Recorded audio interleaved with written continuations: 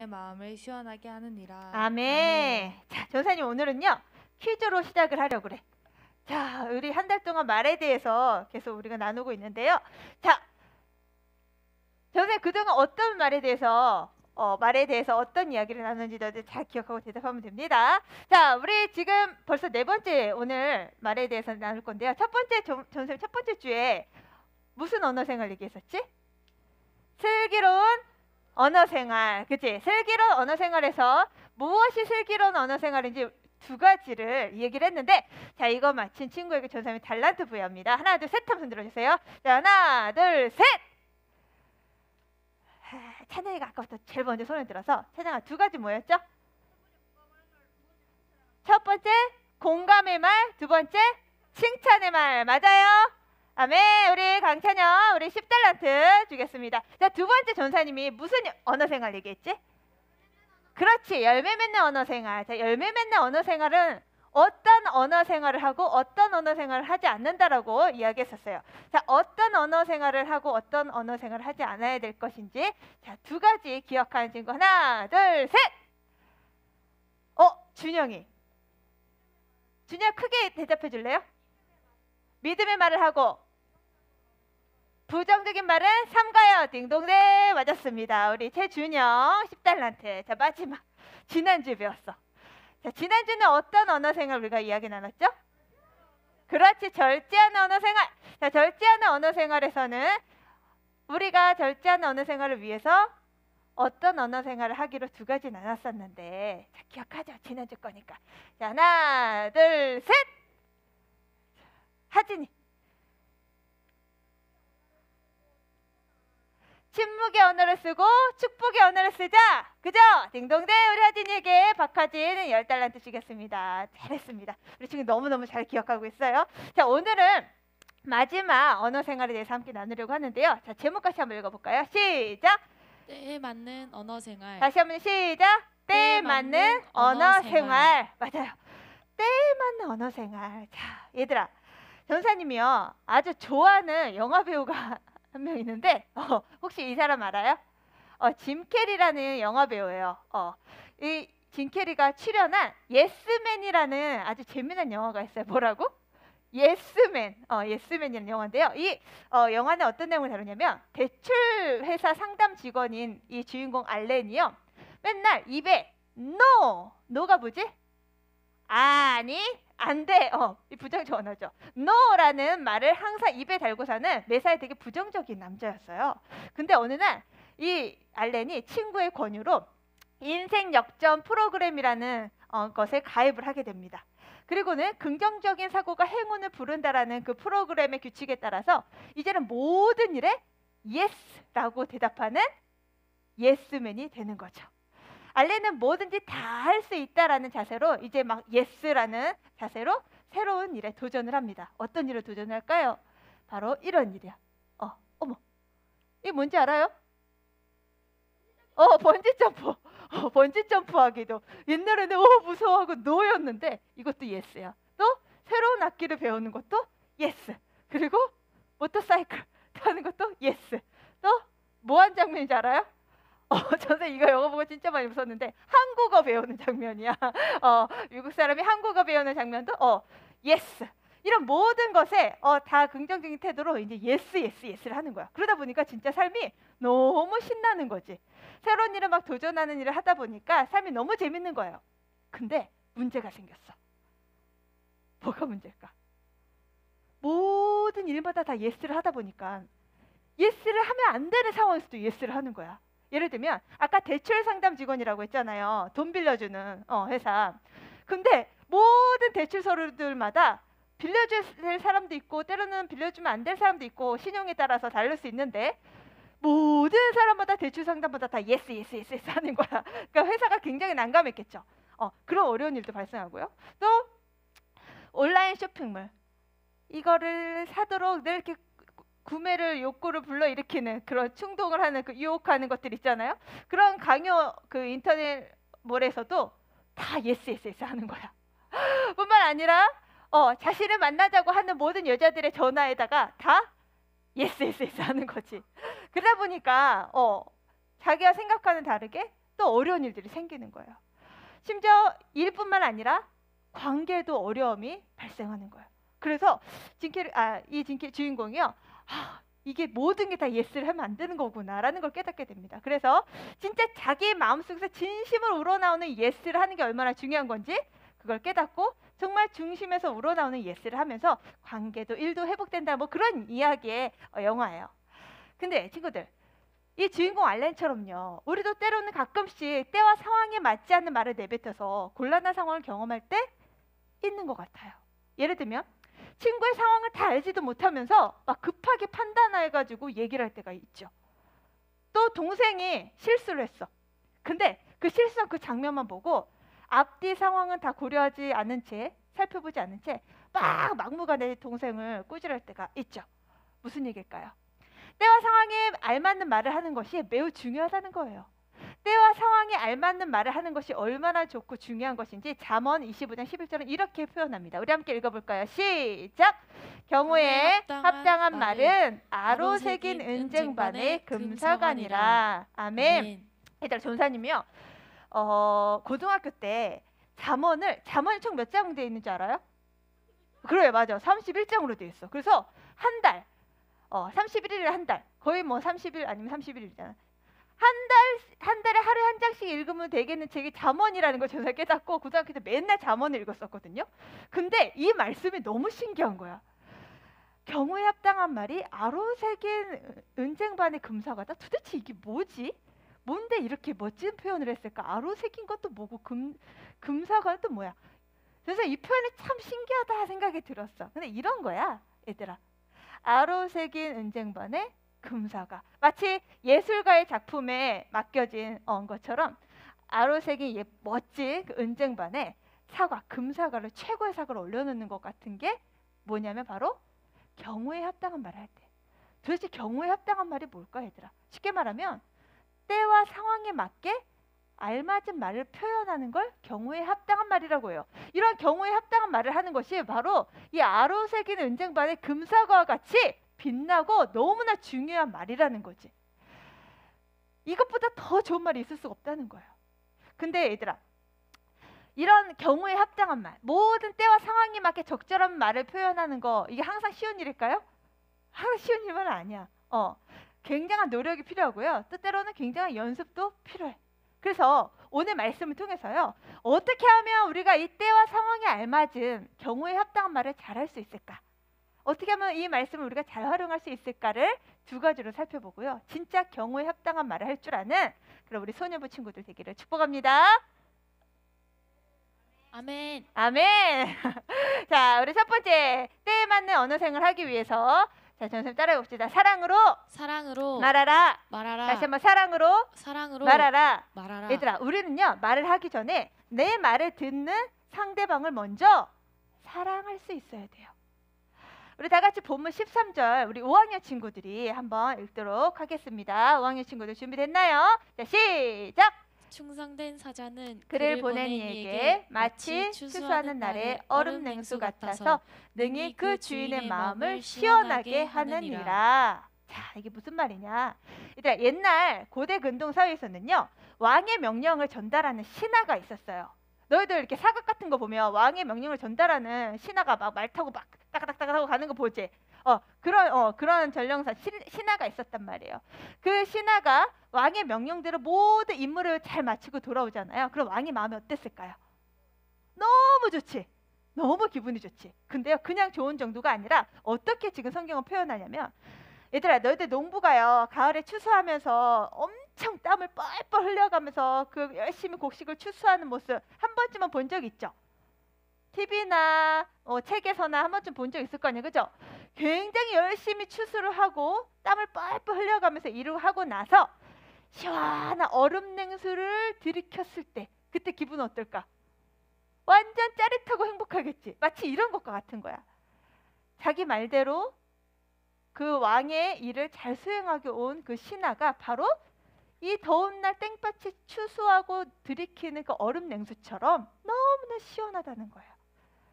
얘들아, 그러면 신하가요, 왕의 명령을 잘 전달하려면 어떻게 해야 될까? 어떻게 하면 잘 전달할 수 있을까? 진짜 왕을 그렇지. 진짜 왕을 사랑하는 마음으로 왕의 입에서 어떤 말이 떨어지나 주의하고 집중하여 잘 들어야겠죠. 그리고 왕의 생각이 도대체 무엇일까를 잘 생각하며 새겨들어야겠죠. 다시 말해 나의 말을 듣는 사람을 정말 사랑하는 마음으로 바라보게 되잖아요. 그러면 상대방이 진짜 원하는 게 뭔지 알게 돼요.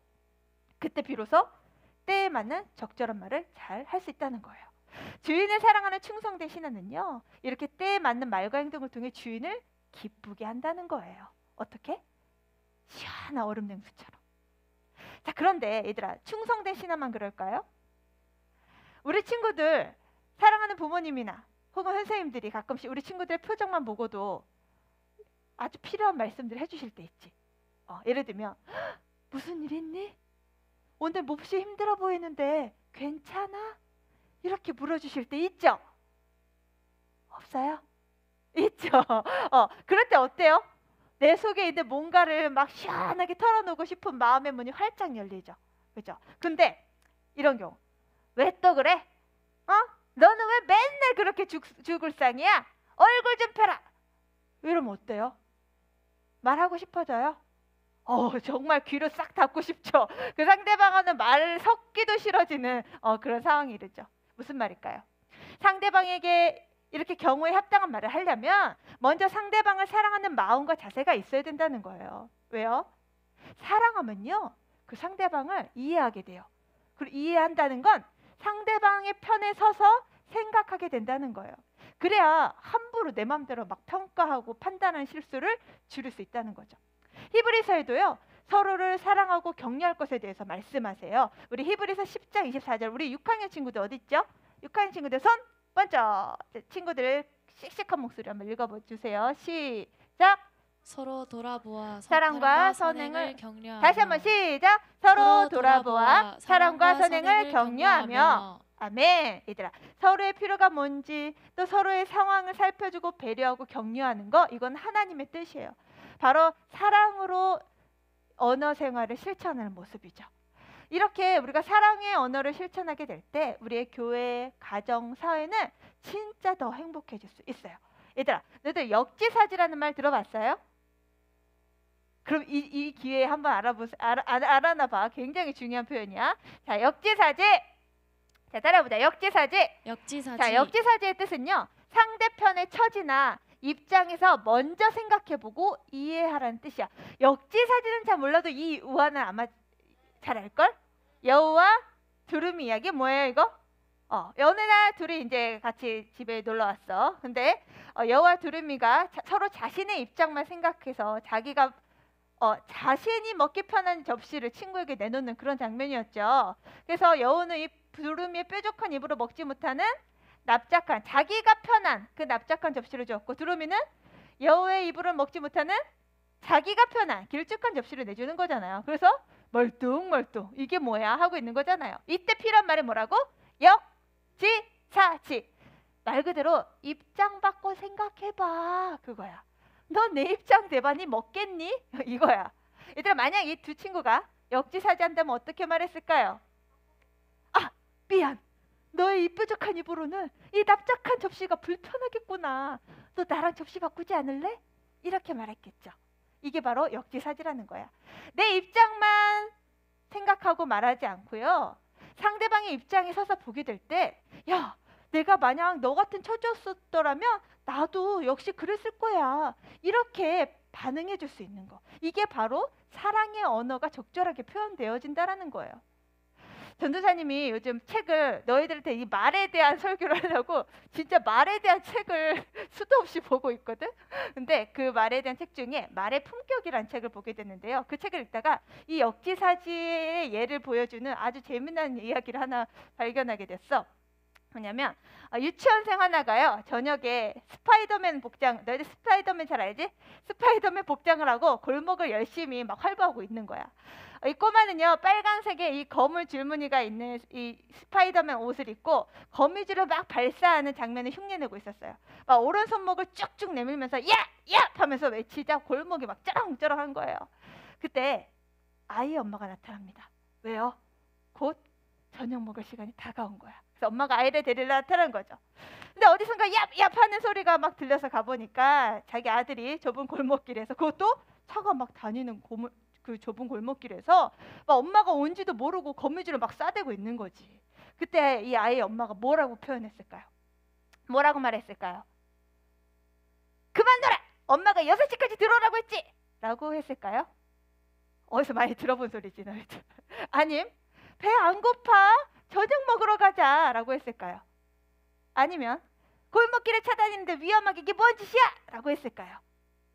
셋 다 아니에요. 엄마는 스파이더맨 아들보다 더 우렁찬 소리로 이렇게 말합니다. 스파이더맨! 무턱대고 거미줄을 쏘면 부상자가 발생할 수 있어. 인명피해가 일어나지 않도록 조심해. 그럼 임무를 마친 뒤 무사히 귀환하도록. 엄마가 이렇게 표현한 거야. 그러자 이 엄마의 연기에 아들이 뭐라고 화답했을까요? 네, 알겠습니다. 곧 귀환하겠습니다. 오버. 이렇게 표현했다는 이야기예요. 얘들아, 엄마는요 아들에게 잔소리 한번 하지 않고 소리 한번 지르지 않고 진짜 아들을 집으로 곧 귀가시킨 능력자였어요. 엄마는 아이가 얼마나 재밌게 놀고 있는지, 그 아이가 이 놀이를 얼마나 좋아하는지 아이의 편에 서서 바라봐주고 기다려준 거죠. 이게 바로 역지사지라는 거야. 자신의 눈높이에서 똑같이 반응해주는 엄마를 보면서 아이는 당장에 엄마 말씀에 순종하더라는 거예요. 어떻게 이런 일이 가능해요? 아들을 사랑하는 마음, 그 엄마의 마음은 아들을 사랑하는 마음으로, 정말 아들을 사랑하는 자세로 아들의 상황과 그 모든 때에 알맞은 말을 했기 때문인 거죠. 사랑하는 수녀부 친구들, 우리의 일상생활에도요 이렇게 역지사지의 말로 상대방을 기쁘게 할 수 있어요. 상대방을 사랑하는 마음으로 바라봐주고요, 또 이해하려고 할 때 상대방에게 꼭 필요한 알맞은 말을 할 수 있다는 거예요. 그래서 사랑으로 말하는 습관을 우리 친구들이 계속해서 기르고 연습해야 돼. 그래서 어디서나 때에 맞는 언어로 상대방의 마음을 얻어낼 줄 아는 그런 지혜로운 소년부 친구들 되길 바랍니다. 아멘. 자, 지금 아멘한 친구들 다 이렇게 될 줄 믿습니다. 아멘. 자, 두 번째. 자, 때와 상황에 맞는 알맞은 말을 하기 위해서 따라해 봅시다. 겸손으로 말하라. 겸손으로 말하라.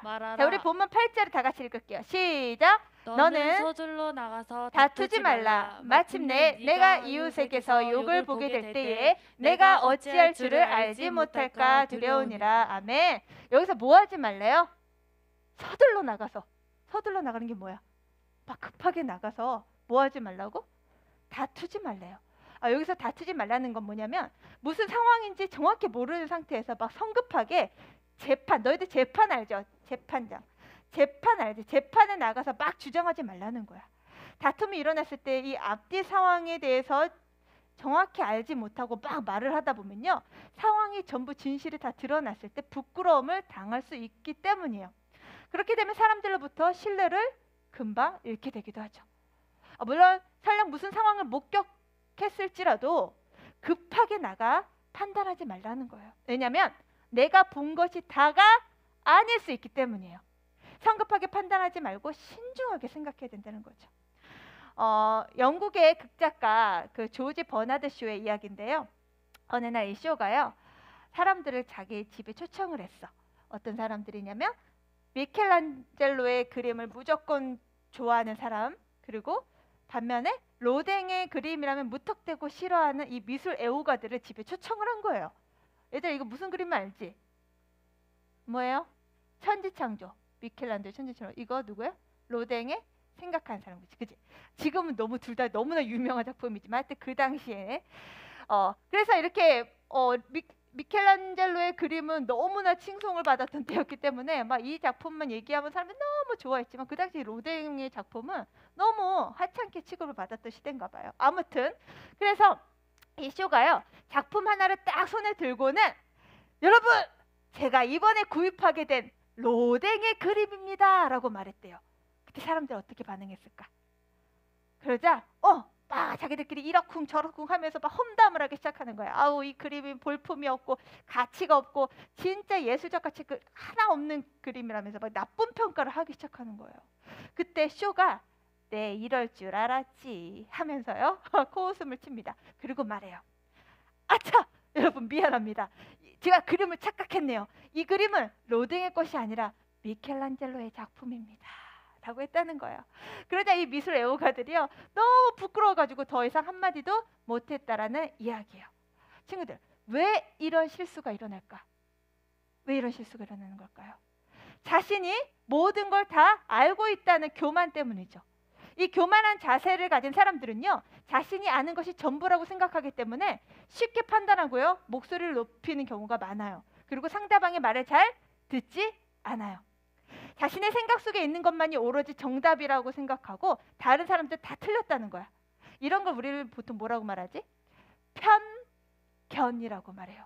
이렇게 편견이 많을수록 어떤 일이 일어날까요? 상대방을 막 지적하는 일들이 일어나지. 그리고 상대방의 생각을 막 바꾸려고 해요. 친구들 잘 봐요. 이게 무슨 그림인 것처럼 보여요? 무서워요? 무슨 그림 같아요? 어? 뭐가 보여요? 뭐가 보여? 할머니 보여요? 사람 같아요? 근데 사람 맞아. 사람인 것 같아. 전세 봐도. 근데 너희들이 볼 때는 어떤 표정이 보여요? 웃고 있는 표정. 나 웃고 있는 거 보여요. 손. 또 어떤 모습이 보이는 것 같아요? 째려보는 것 같아요?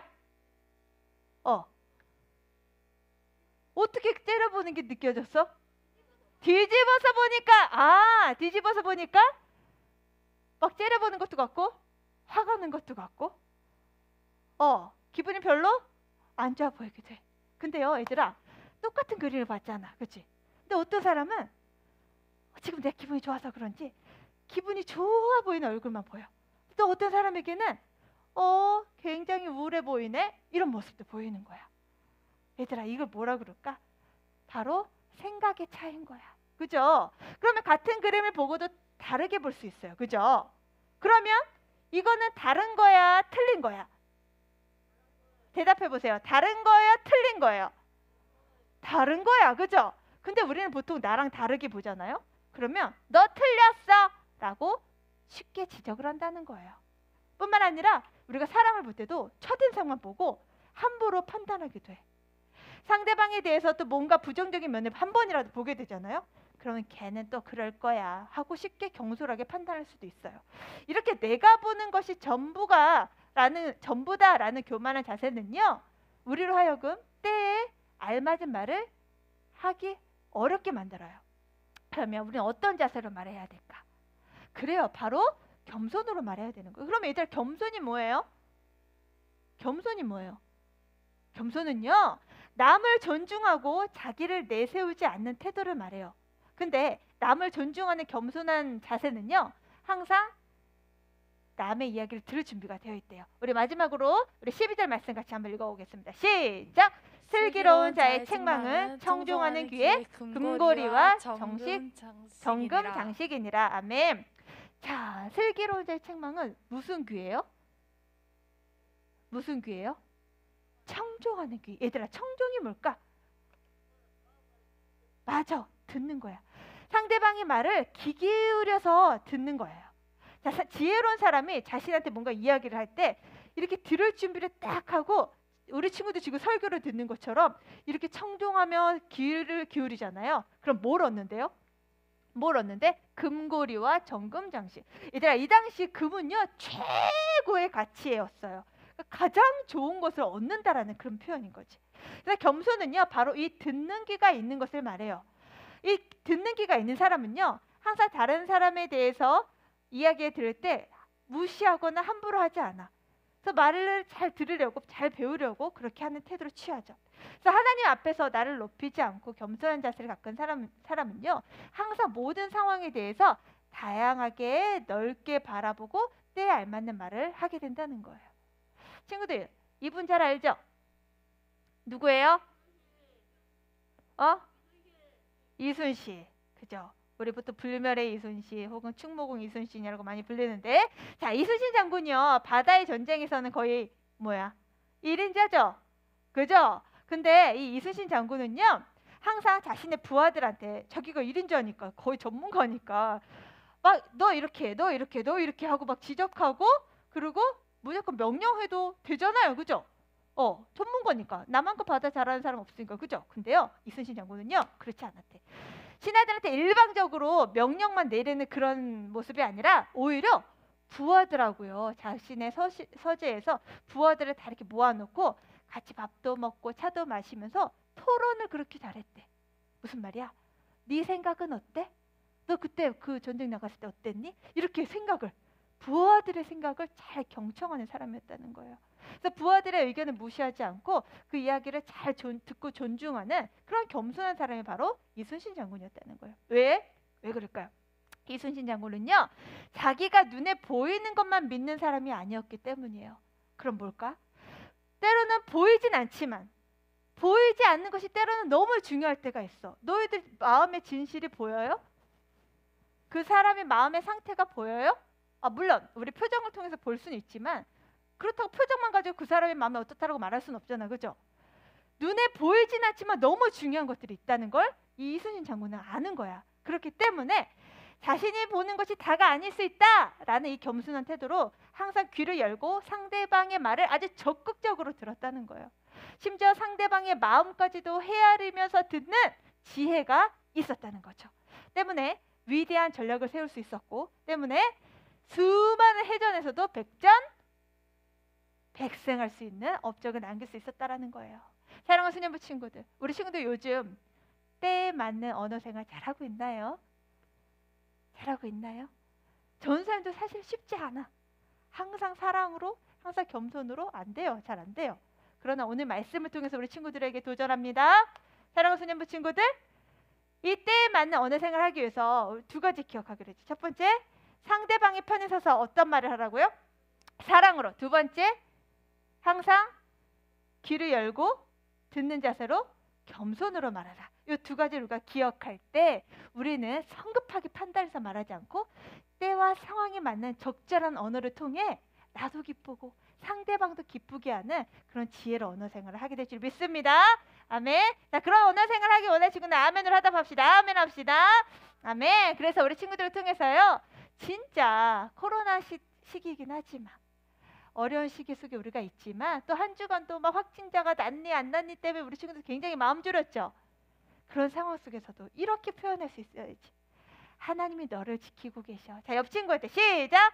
하나님이 너를 지켜주고 계셔. 우리 두세 사람 이상 시작. 하나님이 너를 지켜주고 계셔. 하나님이 너를 지켜주고 계셔. 얘들아, 너희들이 가정에서 또 학교에서 혹은 학원에서 정말 이렇게 때에 맞는 언어 생활을 통해서 진짜 상대방의 마음을 위로하고 힘을 주고, 야, 그래도 너의 그 격려 때문에 내가 살맛난다 라고 그렇게 이야기를 들을 수 있는 하나님 사람들 되기를 바래. 특별히 요즘 엄마 아빠 많이 힘드시죠? 너희도 엄마 아빠 많이 격려해 드려야 돼.